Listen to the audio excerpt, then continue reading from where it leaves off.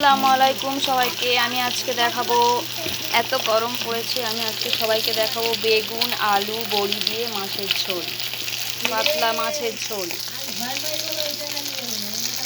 আজকে এখানে মাছগুলোকে আমি ভেজে নিচ্ছি ফার্স্ট, তারপরে এখানে কেটে নিয়েছি বেগুন আলু পেঁয়াজ বড়ি।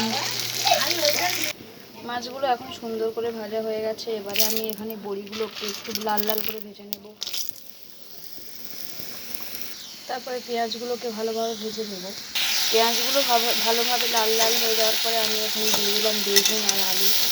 এগুলোকে ভালোভাবে কষিয়ে এতে আমি স্বাদ মতো লবণ লঙ্কা হলুদ গুঁড়ো দিয়ে দেবো। দিয়ে ভালো করে আমি নেড়ে চেড়ে একটু কষিয়ে নেব।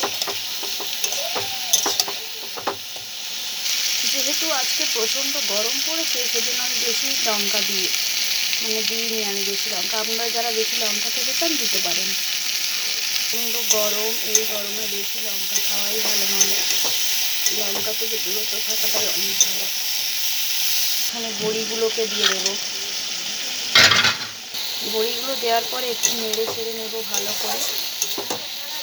নেওয়ার পরে আমি এখানে জল দিয়ে দেবো। জল দিয়ে দিয়েছি, দেখা যাক কেমন হয় তরকারিটা। দেখতে থাকুন আপনারা।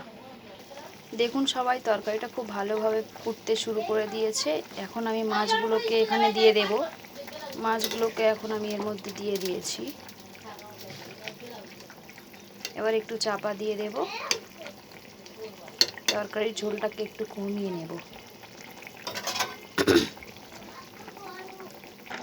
দেখুন প্রায় হয়ে এসছে। আমার হাজব্যান্ড আবার মাছ বেগুনগুলো একটু মাখা মাখা পছন্দ করে, গোটা গোটা থাকলে ও খেতে চায় না। সবাই দেখুন কেমন হয়েছে আমার বড়ি দিয়ে বেগুন দিয়ে আলু মাছ, কেমন হয়েছে সবাই জানাবেন প্লিজ। Bye bye. এই গরমে সবাই ভালো থাকবেন, বেশি বেশি করে জল খাবেন। আমি আবার পরে রেসিপি নিয়ে আপনাদের সঙ্গে হাজির হব। Bye bye.